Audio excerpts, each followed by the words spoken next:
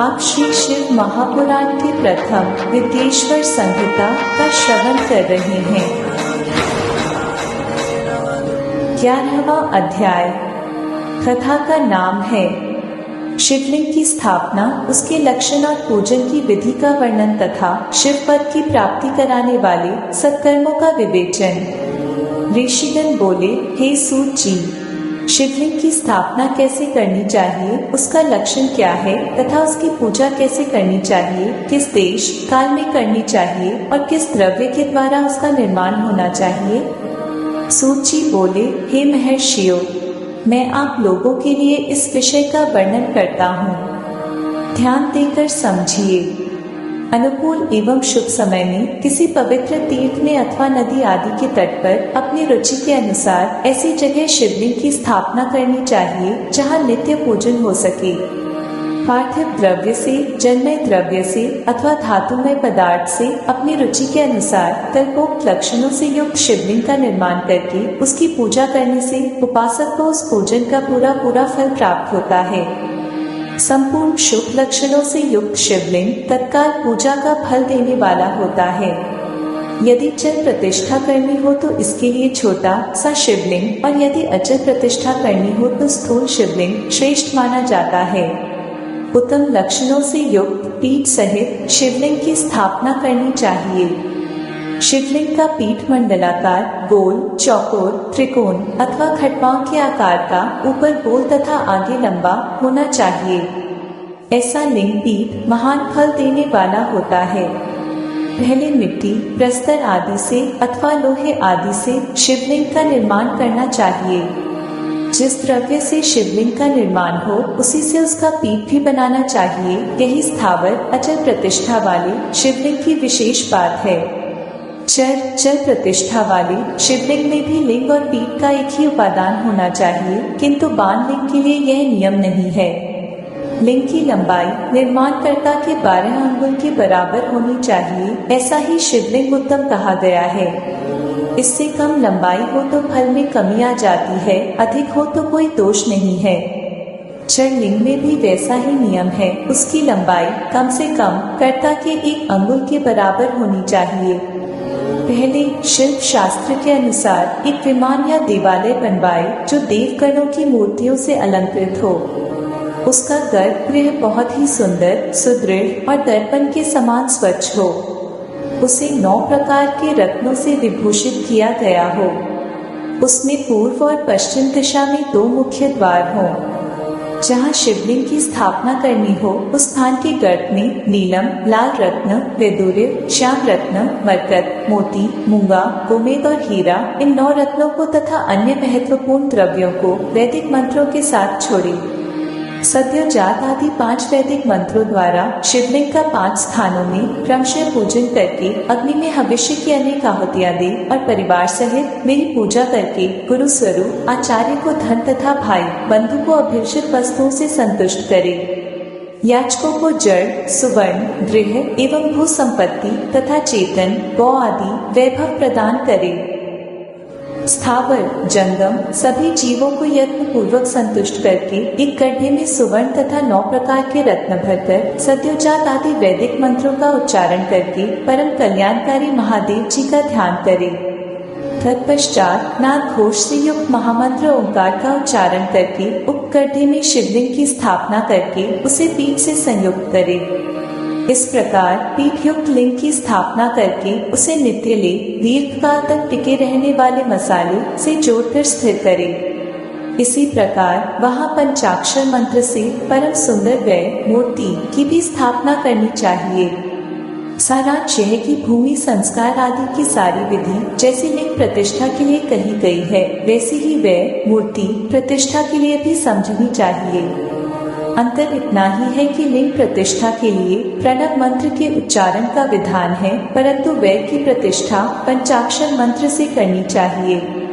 जहाँ लिंग की प्रतिष्ठा हुई है वहाँ भी उत्सव के लिए और बाहर सवारी निकालने आदि के निमित्त वै मूर्ति को रखना आवश्यक है। वै को बाहर से भी लिया जा सकता है। उसे गुरुजनों से ग्रहण करे। बाह्य व्यय वही लेने योग्य है जो साधु पुरुषों द्वारा पूजित हो। इस प्रकार लिंग में और वैर में भी की हुई महादेव जी की पूजा शिव पद प्रदान करने वाली होती है। स्थावर और जंगम के भेद से लिंग भी दो प्रकार का कहा गया है। वृक्ष, लता आदि को स्थावर लिंग कहते हैं और कृमि, कीट आदि को जंगम लिंग। सींचने आदि के द्वारा स्थावर लिंग की सेवा करनी चाहिए और जंगम लिंग को आहार एवं जल आदि देकर तृप्त करना उचित है।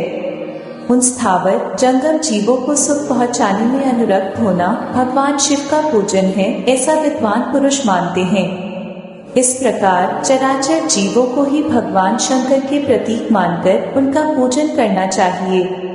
सभी पीठ परा प्रकृति जगदम्बा का स्वरूप है और समस्त शिवलिंग चैतन्य स्वरूप हैं। जैसे भगवान शंकर देवी पार्वती को गोद में बिठाकर विराजते हैं, उसी प्रकार यह शिवलिंग सदा पीठ के साथ ही विराजमान होता है। इस तरह महालिंग की स्थापना करके विविध उपचारों द्वारा उसका पूजन करें।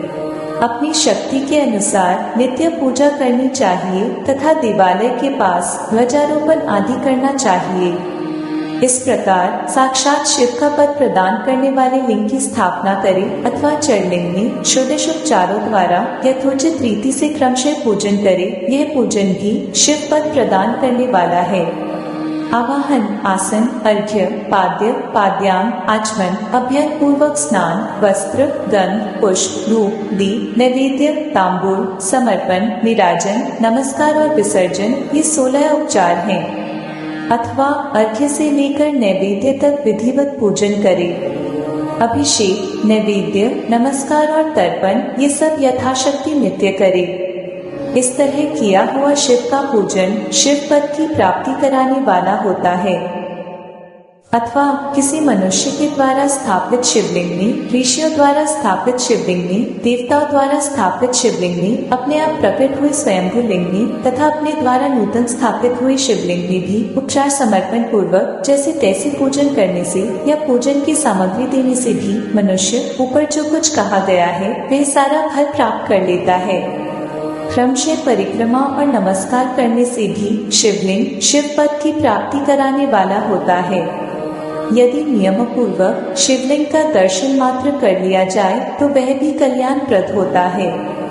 मिट्टी, आटा, गाय के गोबर, फूल, कनेर पुष्प, फल, गुड़, मक्खन, भस्म अथवा अन्न से भी अपनी रुचि के अनुसार शिवलिंग बनाकर तदनुसार उसका पूजन करें।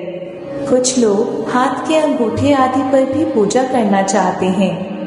लिंग का निर्माण कहीं भी करने में किसी प्रकार का निषेध नहीं है। भगवान शिव सर्वत्र ही भक्त के प्रयत्न के अनुसार फल प्रदान कर देते हैं। अथवा श्रद्धा पूर्वक शिव भक्त को शिवलिंग का दान या लिंग के मूल्य का दान करने से भी शिवलोक की प्राप्ति होती है। अथवा प्रतिदिन 10,000 प्रणव मंत्र का जप करें अथवा दोनों संध्याओं के समय 1,000 प्रणव का जप किया करें। यह क्रम भी शिव पद की प्राप्ति कराने वाला है, ऐसा जानना चाहिए। जप काल में मकारांत प्रणव का उच्चारण मन की शुद्धि करने वाला होता है। समाधि में मानसिक जप का विधान है तथा अन्य सब समय उपांशु जप ही करना चाहिए। मंत्र अक्षरों का इतने धीमे स्वर में उच्चारण करें कि उसे दूसरा कोई सुन न सके, ऐसे जप को उपांशु कहते हैं। नाद और बिंदु से युक्त ओंकार के उच्चारण को विद्वान पुरुष समान प्रणव कहते हैं। यदि प्रतिदिन आग्रह पूर्वक 10,000 पंचाक्षर मंत्र का जप किया जाए अथवा दोनों संध्याओं के समय 1,000 का ही जप किया जाए तो उसे शिव पद की प्राप्ति कराने वाला समझना चाहिए। ब्राह्मणों के लिए आदि में प्रणव से युक्त पंचाक्षर मंत्र अच्छा बताया गया है। फल की प्राप्ति के लिए दीक्षा पूर्वक गुरु से मंत्र ग्रहण करना चाहिए। कलश से किया हुआ स्नान, मंत्र की दीक्षा, मातृकाओं का न्यास, सत्य से पवित्र अंतःकरण वाला ब्राह्मण तथा ज्ञानी गुरु, इन सबको उत्तम माना गया है। द्विजों के लिए नमः शिवाय के उच्चारण का विधान है। विचित्रों के लिए अंत में नमः पद के प्रयोग की विधि है, अर्थात वे शिवाय नमः इस मंत्र का उच्चारण करें। स्त्रियों के लिए भी कहीं कहीं विधि पूर्वक अंत में नमः जोड़कर उच्चारण का ही विधान है, अर्थात कोई कोई ऋषि ब्राह्मण की स्त्रियों के लिए नमः पूर्वक शिवाय जप की अनुमति देते हैं, अर्थात वे नमः शिवाय का जप करें। पंचाक्षर मंत्र का 5 करोड़ जप करके मनुष्य भगवान सदाशिव के समान हो जाता है। 1, 2, 3 अथवा 4 करोड़ का जप करने से क्रमशः ब्रह्मा, विष्णु, रुद्र तथा महेश्वर का पद प्राप्त होता है। अथवा मंत्र में जितने अक्षर हैं उनका पृथक पृथक 1-1 लाख जप करे, अथवा समस्त अक्षरों का एक साथ ही जितने अक्षर हों उतने लाख जप करे। इस तरह के जप को शिव पद की प्राप्ति कराने वाला समझना चाहिए। यदि 1000 दिनों में प्रतिदिन 1 सहस्र जप के क्रम से पंचाक्षर मंत्र का 10 लाख जप पूरा कर लिया जाए और प्रतिदिन ब्राह्मण भोजन कराया जाए तो उस मंत्र से अभीष्ट कार्य की सिद्धि होती है। ब्राह्मण को चाहिए कि वह प्रतिदिन प्रातः काल 1008 बार गायत्री का जप करे। ऐसा होने पर गायत्री क्रमशः शिव का पद प्रदान करने वाली होती है। वेद मंत्रों और वैदिक सूक्तों का भी नियम पूर्वक जप करना चाहिए। एकाक्षर मंत्र 10,000, दशांश मंत्र 1000, 100 से कम अक्षर वाले मंत्र 100 और उससे अधिक अक्षर वाले मंत्र यथाशक्ति 1 से अधिक बार जपने चाहिए। वेदों के पारायण को भी शिव पद की प्राप्ति कराने वाला जानना चाहिए। अन्यान्य जो बहुत से मंत्र हैं उनका भी जितने अक्षर हों उतने लाख जप करना चाहिए। एकाक्षर मंत्रों को उसी प्रकार करोड़ की संख्या में जपना चाहिए। अधिक अक्षर वाले मंत्र 1000 की संख्या में भक्तिपूर्वक जपने चाहिए। इस प्रकार जो यथाशक्ति जप करता है वह क्रमशः शिव पद प्राप्त कर लेता है। अपनी रुचि के अनुसार किसी एक मंत्र को अपनाकर मृत्यु पर्यंत प्रतिदिन उसका जप करना चाहिए, अथवा ओम इस मंत्र का प्रतिदिन 1 सहस्र जप करना चाहिए। ऐसा करने पर भगवान शिव की आज्ञा से संपूर्ण मनोरथों की सिद्धि होती है। जो मनुष्य भगवान शिव के लिए फुलवाड़ी या बगीचे आदि लगाता है तथा शिव के सेवा कार्य के लिए मंदिर में झाड़ने, बुहारने आदि की व्यवस्था करता है, वह इस पुण्य कर्म को करके शिव पद प्राप्त कर लेता है। भगवान शिव के जो काशी आदि क्षेत्र हैं उनमें भक्ति पूर्वक नित्य निवास करे। वे जड़ चेतन सभी को भोग और मोक्ष देने वाले होते हैं। अतः विद्वान पुरुष को भगवान शिव के क्षेत्र में मृत्यु पर्यंत निवास करना चाहिए। मनुष्य द्वारा स्थापित शिवलिंग से चारों ओर 100 हाथ पुण्य क्षेत्र कहा गया है तथा ऋषियों द्वारा स्थापित शिवलिंग के चारों ओर 1000 हाथ तक पुण्य क्षेत्र होता है। इसी प्रकार देवताओं द्वारा स्थापित शिवलिंग के चारों ओर भी 1000 हाथ तक पुण्य क्षेत्र समझना चाहिए। स्वयंभू लिंग के चारों ओर तो 1000 धनुष 4000 हाथ तक पुण्य क्षेत्र होता है। पुण्य क्षेत्र में स्थित बावड़ी, कुआं और पोखरे आदि को शिव गंगा समझना चाहिए। भगवान शिव का ऐसा ही वचन है। वहाँ स्नान, दान और जप करके मनुष्य भगवान शिव को प्राप्त कर लेता है। अतः मृत्यु पर्यंत शिव के क्षेत्र का आश्रय लेकर रहना चाहिए। जो शिव के क्षेत्र में अपने किसी मृत संबंधी का दाह, दशा, मासिक श्राद्ध, सपिंडीकरण अथवा वार्षिक श्राद्ध करता है, अथवा कभी भी शिव के क्षेत्र में अपने पितरों को पिंड देता है, वह तत्काल सब पापों से मुक्त हो जाता है और अंत में शिव पद पाता है। अथवा शिव के क्षेत्र में 7, 5, 3 या एक ही रात निवास कर ले। ऐसा करने से भी क्रमशः शिव पद की प्राप्ति होती है। लोक में अपने अपने वर्ण के अनुरूप सदाचार का पालन करने से भी मनुष्य शिव पद को प्राप्त कर लेता है। वर्णानुकूल आचरण से तथा भक्ति भाव से वह अपने सत्कर्म का अतिशय फल पाता है। कामना पूर्वक किए हुए अपने कर्म के अभीष्ट फल को शीघ्र ही पा लेता है। निष्काम भाव से किया हुआ सारा कर्म साक्षात शिव पद की प्राप्ति कराने वाला होता है। दिन के 3 विभाग होते हैं, प्रातः, मध्याह्न और सायाह्न। इन तीनों में क्रमशः एक एक प्रकार के कर्म का संपादन किया जाता है। प्रातः काल को शास्त्र विहित नित्य कर्म के अनुष्ठान का समय जानना चाहिए। मध्याह्न काल सकाम कर्म के लिए उपयोगी है तथा सायंकाल शांति कर्म के लिए उपयुक्त है, ऐसा जानना चाहिए। इसी प्रकार रात्रि में भी समय का विभाजन किया गया है। रात के 4 प्रहरों में से जो बीच के 2 प्रहर हैं, उन्हें निशीथ काल कहा गया है।